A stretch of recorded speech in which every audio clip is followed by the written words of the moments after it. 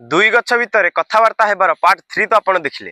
एबे आसंतु पार्ट 4 देखिबा। तू सतरे बहुत लकी काहेकि ना संध्या हैला माने तो गछ मूଳରେ पुओ झियो बसिकी गप्प सप करूछंती। मु सेई भड़िया क्वालिटी गच्छ बोली तो सब दिन झियो पुओ माने आसी मो गच्छ मूଳରେ प्रेमालाप करूछंती। बुझिलु तोर क्वालिटी नाही।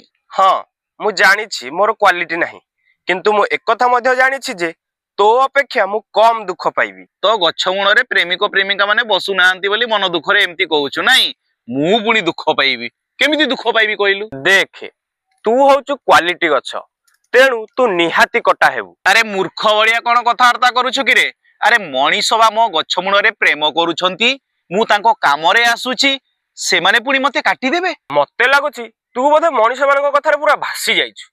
तो गछ मूଳରେ झियो पुओ को कोन कहूतिला? तो बिना मु बंची परिबी नाही, किंतु असल कथाटा कोन कहूनु?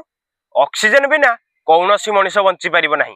अरे आमे तांकर एते उपकार कला पर मध्य से जदी हमको काटी पारुछंती ताले तू बंची जीव बोली केमिति भाबुछु?